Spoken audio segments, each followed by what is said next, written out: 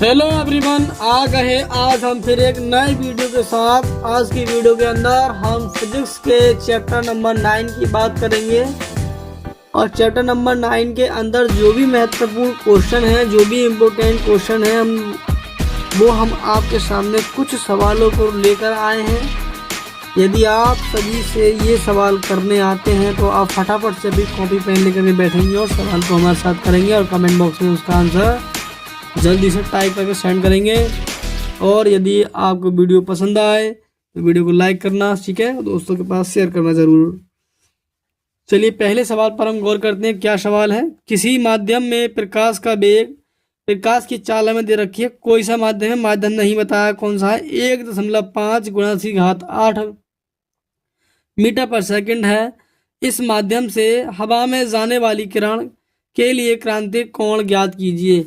यानी कि हमसे सी का मान ज्ञात कराया है। किसका मान ज्ञात कराया है भाई? सी का मान ज्ञात कराया है। कैसे करेंगे? फटाफट से इस चीज को हम समझेंगे तो समझेंगे। देखो भाई, प्रकाश का वेग यानी बी का मान दे दिया हमें 1.5 × 10⁸ मीटर पर सेकंड, ठीक। और हमसे ज्ञात कराया उसने सी का मान। क्रांतिक कोण को हम सी से लिखते हैं। भाई पूर्ण आंतरिक परावर्तन के अंदर पढ़ा होगा आपने n = 1/sin c। n = 1/sin c। sin c की इधर मल्टीप्लाई कर लो भाई, यह आ गया sin c = 1/n। और हमें सी का मान निकालना है तो साइन को इधर ले जाएंगे तो ये बन जाएगा, इधर लिख रहा हूँ, देखो ये बन जाएगा सी बराबर, इधर जाएगा साइन इसके बटे में, ऊपर लेके जाऊंगा तो घात माइनस की जाएगी, यानी साइन इनवर्स बन जाएगा।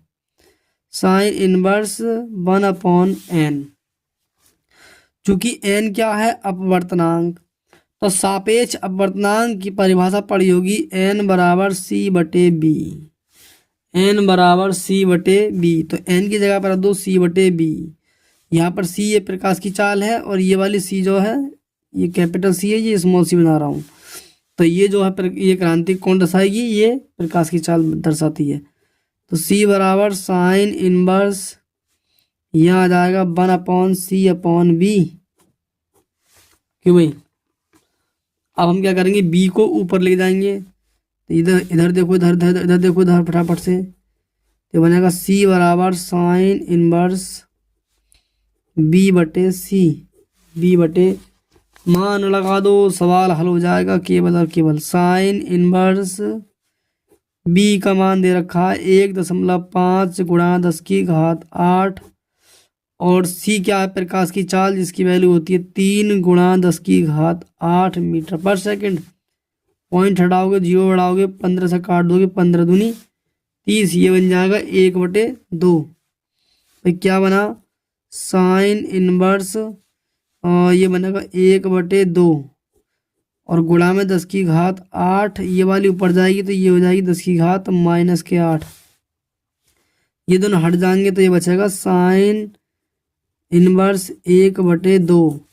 पता करो साइन, ये बाहर देखो साइन बैठा है तो ये वाला मान हमें देखना होगा ये कितने का मान है। दिखाई देता होगा तो मैं कितने का मान होगा फिर ये साइन, और ये है साइन 30 का मान। साइन 30 का मान सभी लोग जानते हैं 1/2 होता है। साइन से साइन हट जाएगा और हमारे पास सी की वैल्यू कितनी निकल कर आ जाएगी? 30 डिग्री सी का मान निकल कर आएगा। ये हमारा करेक्ट राइट आंसर होगा। पहला क्वेश्चन हो गया भाई, समझ में आया? एकदम सरल तरीके से समझ में आया। देखो एक बार समझो, सवाल के अंदर जो दिया है उस पर ध्यान करना है। प्रकाश का वेग बोला था, लिख दिया b = 1.5 × 10⁸ मीटर पर सेकंड।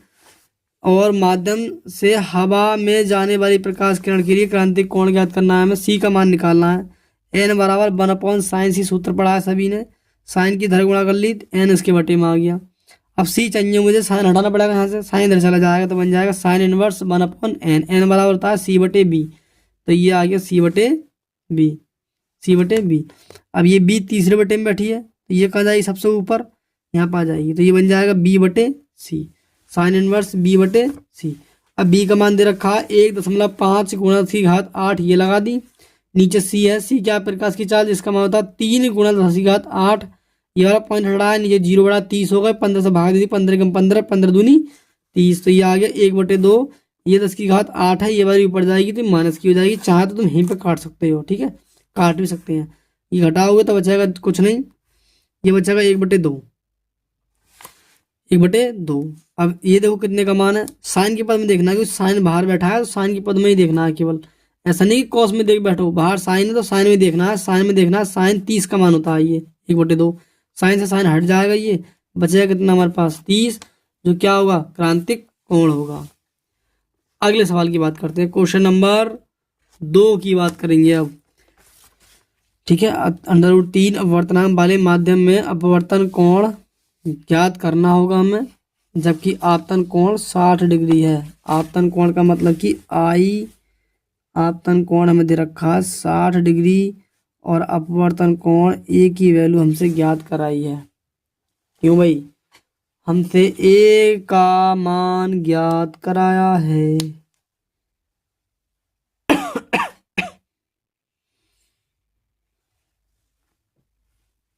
देखो ए का मान ज्ञात करने के लिए हम क्या करते हैं, यहाँ पर हम स्नेल का नियम इस्तेमाल करेंगे। स्नेल का नियम, स्नेल का नियम, स्नेल का नियम क्या होता है सभी को याद होगा, n बराबर साइन आई बटे साइन आर, सभी को याद होगा। ये आई का मान 60 दे रखा है, n का मान √3 दे रखा है, यहाँ लगा दो और ये लगा दो साइन 60 और ये नीचे बचेगा साइन आर, बचेगा साइन आर।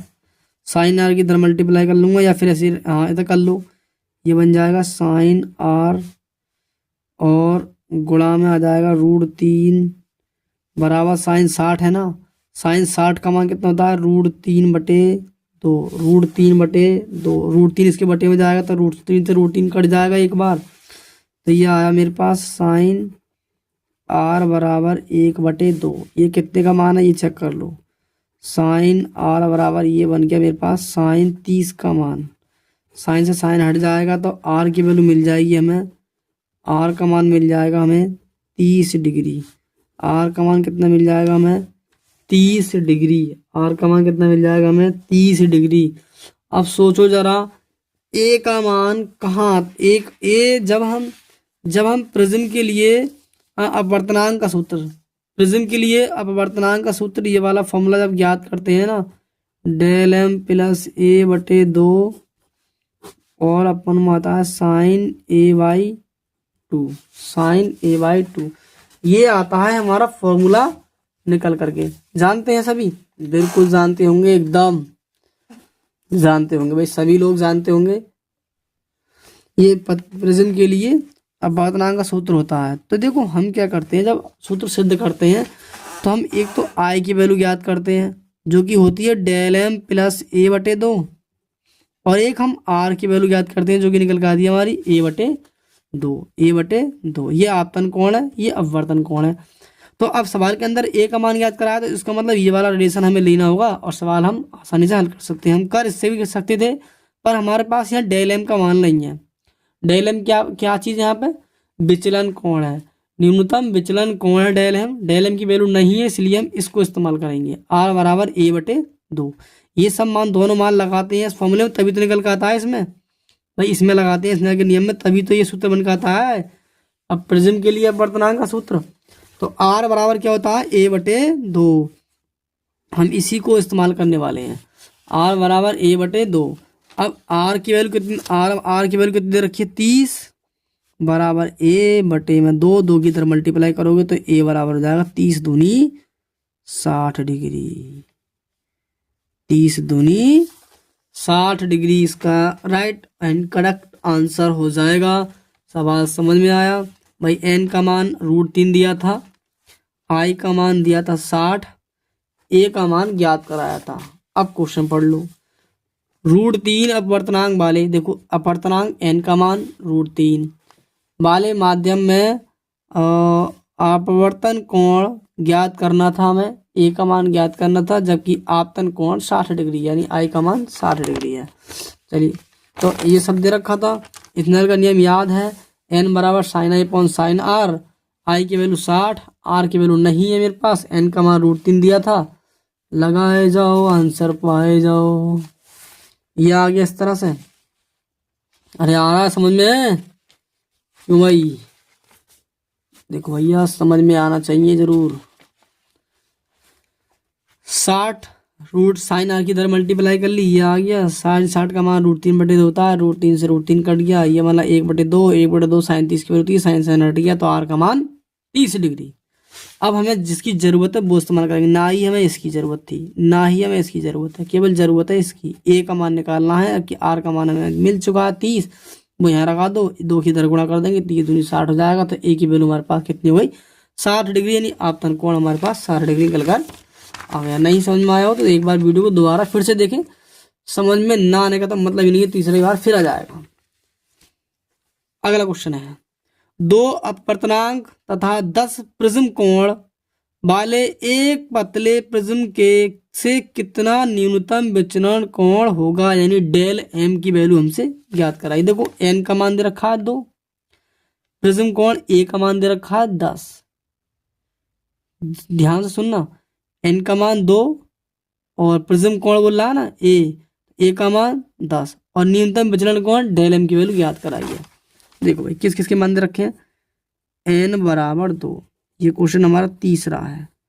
एन बराबर 2 दे रखा है, और बोला था उसने प्रिज्म कोण जो है हमारे पास कितना है, वो 10, यानी ए की वैल्यू कितनी है हमारे पास? 10 डिग्री। वाले एक पतले प्रिज्म से कितना न्यूनतम विचलन कोण होगा, यानी डेल एम की वैल्यू हमसे ज्ञात कराई है। डेल एम बराबर क्या होगा, हमसे डेल एम की वैल्यू उसने ज्ञात कराई है। भाई अल्पतम न्यूनतम विचलन कोण होता है डेल एम बराबर ए ब्रैकेट में n-1, ए ब्रैकेट में n-1। लो भैया, सीधे सीधे सवाल है, ए का मान 10 लगा दो, एन का मान 2 लगा दो, हल कर लो। तो डेल एम की वैल्यू भी हमारे पास कितनी निकल कर आएगी? 10 डिग्री ही निकल कर आएगी। हो गया आंसर? क्यों भाई? सवाल तो कठिन ही नहीं निकला। अगला सवाल, क्वेश्चन नंबर 4 की बात करने वाले हैं। 5 डायोप्टर तथा -3 डायोप्टर क्षमता वाले 2 लेंस संपर्क में रखे हैं, यानी पास पास में दोनों लेंस रखे हुए हैं। लेंसों के संयोजन की फोकस दूरी यानी एफ का मान ज्ञात करा है तथा क्षमता ज्ञात कीजिए, और हमसे पी का मान भी उसने ज्ञात कराया है, और हमसे उसने पी का मान भी ज्ञात कराया है। कैसे करेंगे फटाफट से देखेंगे। ये देखो सवाल पढ़ लिया। हाँ, मैं सवाल को इस तरह से रखता हूं। अब करेंगे सवाल, यही है वो चौथा सवाल। अरे यही है ना? हाँ भाई साहब, यही है। लो भैया, P1 का मान दे रखा है हमें कितना? 5 डायोप्टर। P2 का मान दे रखा है -3 डायोप्टर। लेंस क्षमता वाले 2 लेंस संपर्क में रखे हैं, तो लेंस की फोकस दूरी क्या काम करते हैं? पहले क्षमता ही निकाल लो, पहले डायोप्टर ज्ञात कर लो। तो क्या होता है? P1 + P2, फॉर्मूला है ये। P बराबर P1 की वैल्यू 5 है और P2 की वैल्यू हमारे पास कितनी है? -3। हल करोगे तो बन जाएगा 5 -3, ये घटाओगे तो P की वैल्यू कितनी निकल के आ गई? 2 डायोप्टर।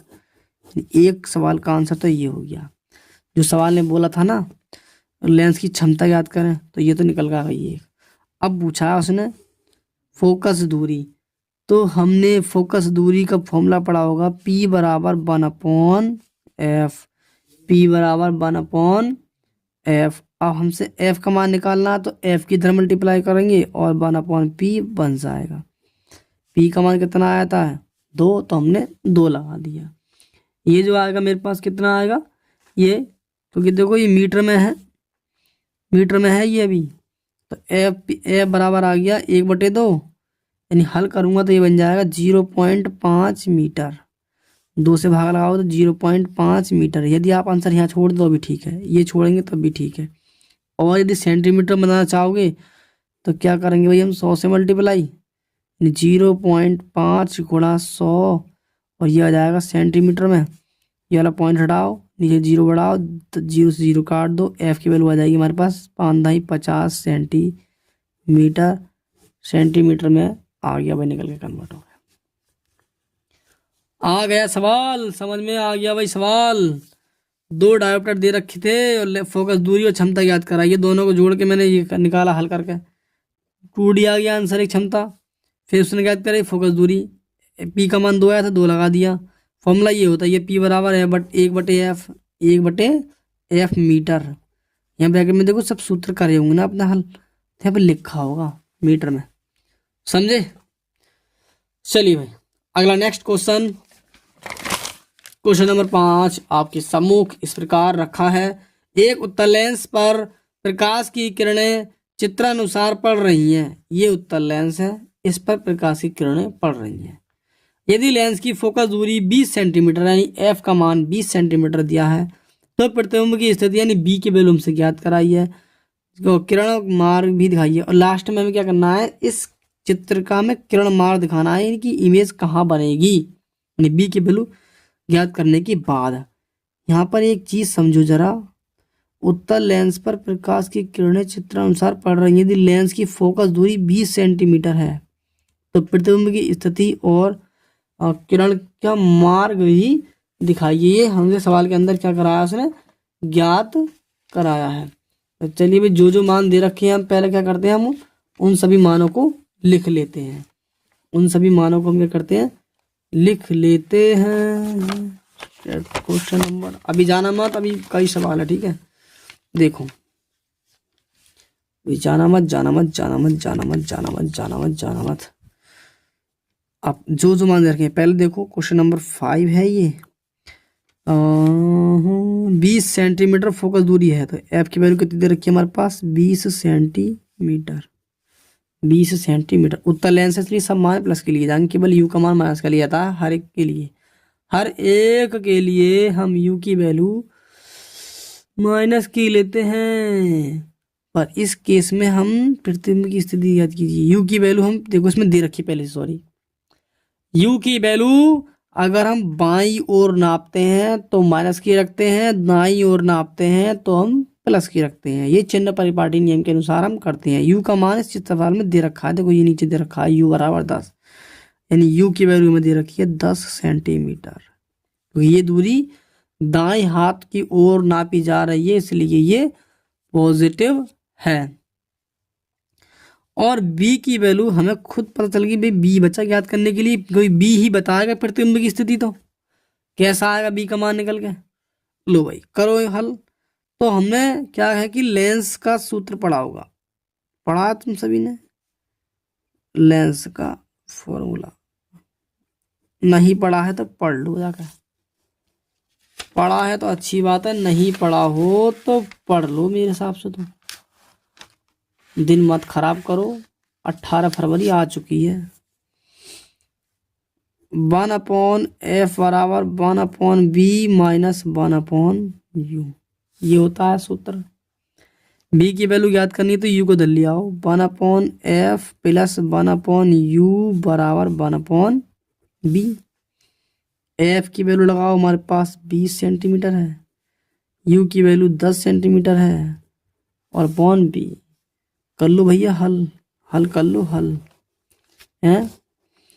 एलसीएम ले लें, 20 से भाग लगाओगे 1 बार जाएगा, 10 से भाग लगाओगे 2 बार जाएगा, 12 में जाएगा 1/b। ये जुड़ जाएंगे, 3/20 बराबर 1/b। दोनों को उल्टा कर दो तो b की वैल्यू मिल जाएगी 20/3। भाग लगाओगे तो आएगा 20, 3 3 6 18, 3 है ये, 3 6 18, हासिल लगे 2 और 20 होगा, 3 6 18, और कितने बचेंगे भाई, 3 जगह 18, 3 जगह 18, 3 जगह 18 चलेगा, ये 6 बार जाएगा तो 7 ले देता हूँ, ठीक है।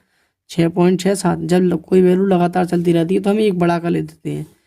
ये वैल्यू आई है प्लस की, ये वैल्यू कैसी आई है, प्लस की। इसका मतलब है कि जो भी इमेज बनी होगी, जो भी इमेज बनी होगी, देखो क्वेश्चन के लास्ट में उसने बोला था किरण का मार्ग भी दिखाइए, तो ये जो प्रकाश किरण है ये वाली जा रही है, ये तो ऐसी रहेंगी खैर अपने स्थान पर जैसे हैं, ये जैसे कि ये हैं, ये तो वैसे रहनी ही रहनी है ना।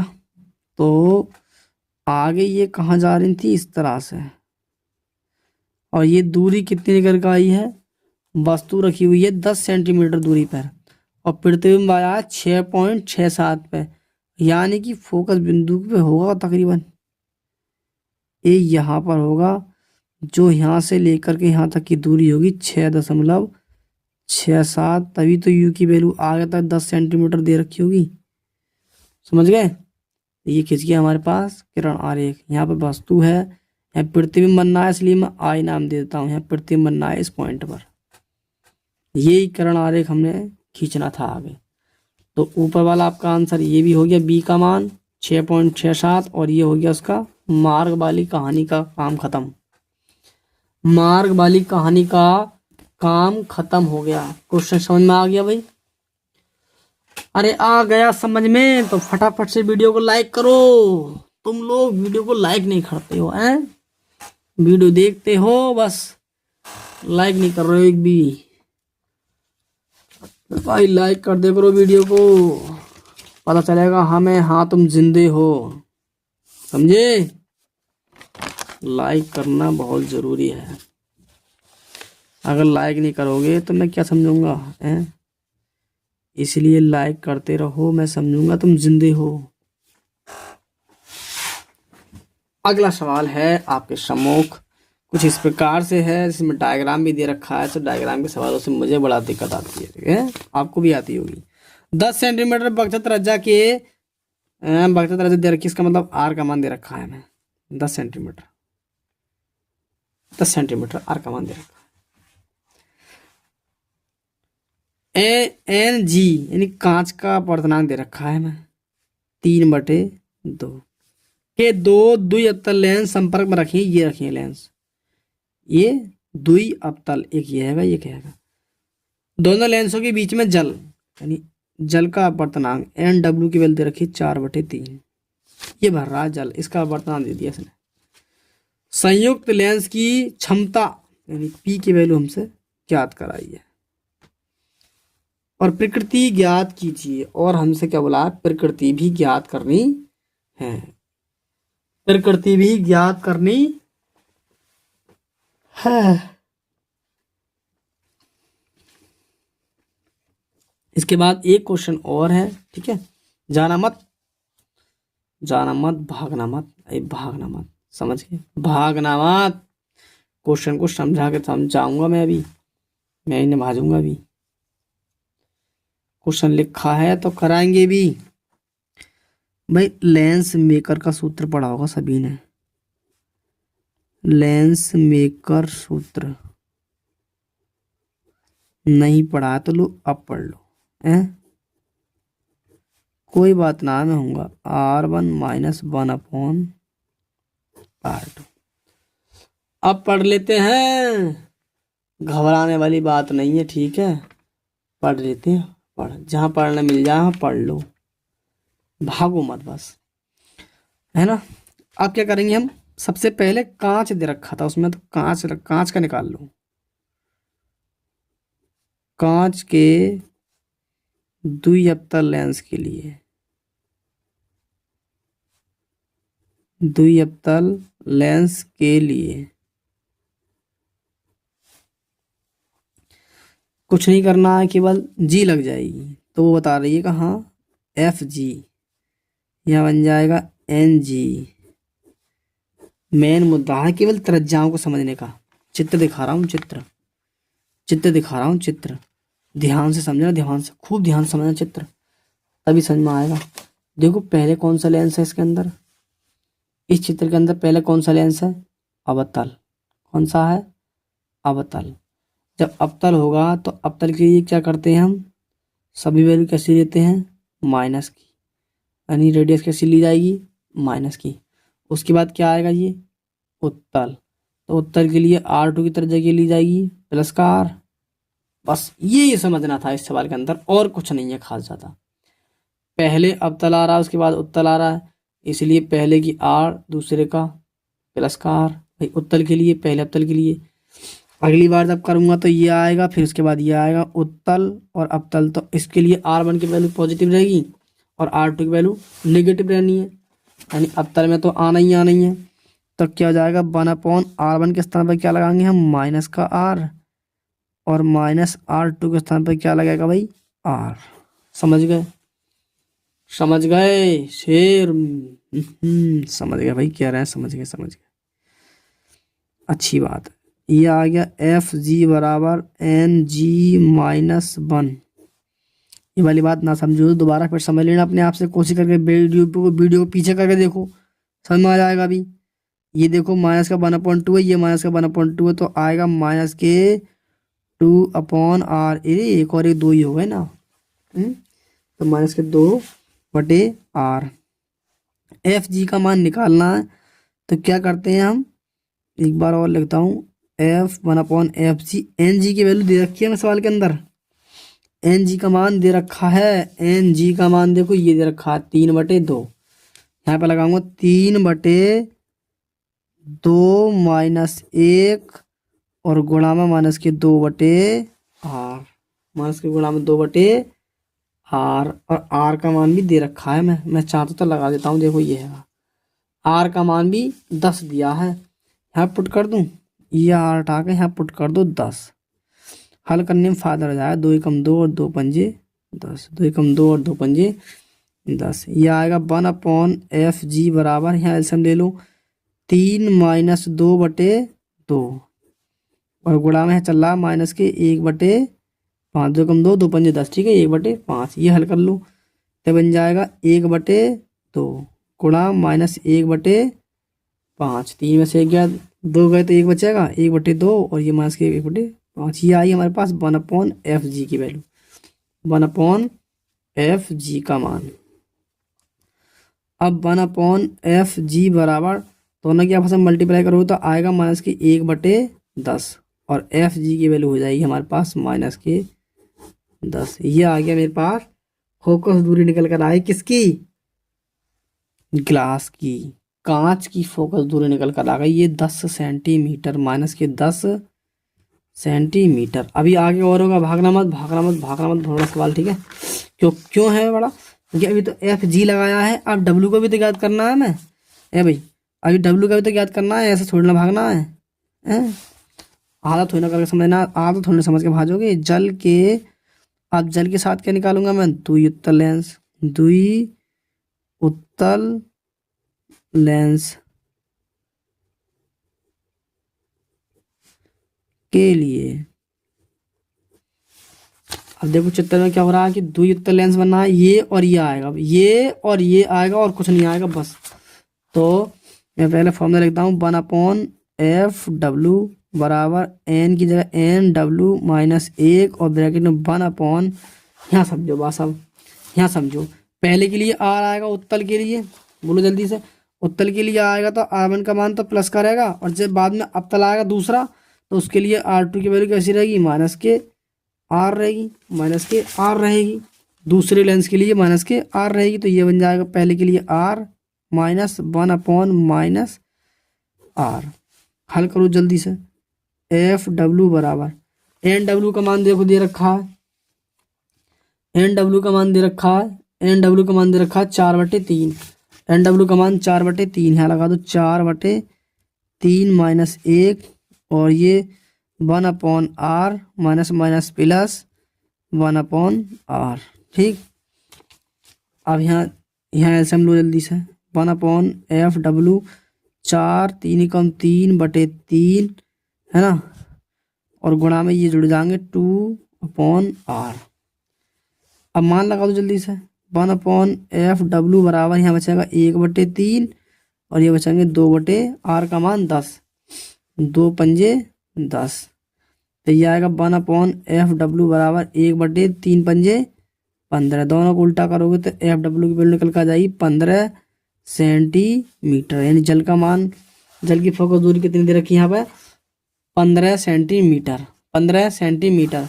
अब सवाल के अंदर ये ज्ञात कराया है, सवाल के अंदर ये ज्ञात कराया है संयुक्त लेंस की क्षमता, पूरे लेंस की, सब पूरा जो डायग्राम ये बन रहा है इस पूरे लेंस की क्षमता ज्ञात करनी है। जब पूरे लेंस की क्षमता ज्ञात करनी होगी तो पूरे लेंस की फोकस दूरी ना निकालोगे। ए भाई P बराबर फॉर्मूला होता क्या है 1/F मीटर में, तो हमारे पास यही ना है अभी तो, बोलो अभी तो हमारे पास टोटल क्षमता, टोटल फोकस दूरी है ही ना। ये निकल के आई जल की फोकस दूरी, पीछे निकाला था वो किसकी निकल के आई थी, गिलास की यानी कांच की। अब हमें टोटल निकालनी पड़ेगी, तो टोटल निकालने के लिए क्या करूंगा मैं, तीनों लेंसों की निकाल ले रहा हूँ एक बार में, 2-2 करके भी निकाल सकते थे। तीनों लेंसों की फोकस दूरी, तीनों लेंसों की फोकस दूरी, तो यह जाएगा 1/F, कैपिटल F नाम लिख दे रहे हैं, और ये बन जाएगा 1/FG प्लस 1/FW भी आया था जल, और फिर बाद में 1/FG। ये FG दो बार क्यों आया है इस बात को समझो। देखो इसके लिए लिखूंगा कांच फिर जल फिर कांच, कांच फिर जल फिर कांच, ये 3 है, ठीक है, इसलिए 3 भाई है। ये आ गया 1/F बराबर 1/FG। FG का मान कितना आया था हमारे पास, FG का मान आया था, देखो FG का मान आया -10, तो -10 प्लस FW का मान ये हैगा 15 प्लस FG का मान आया था -10। FG का मान कितना आया था -10। हल करो, 1/F बराबर ये हो जाएगा 1/15 और ये -1/10 और ये -1/10। देखो माइनस प्लस माइनस, ऐसे यहाँ पर प्लस की जगह माइनस आ जाएगा। अब देखो ये दोनों जुड़ रहे हैं एक साथ, 1/10 1/10 दोनों जुड़ रहे हैं, लो यहीं पे आ जाएगा, लो ज़्यादा मत जाओ, पेज ना पलटूंगा। तो ये आएगा 1/F बराबर 1/15 और माइनस के 1 और 1 कितने हो गए 2/10, 2/10। एल्सियम मारो लेके जल्दी से, एल्सियम कितना ले लूँ बताओ, एल्सियम लेने से पहले काट लो इन्हें, 2 पंजे 10।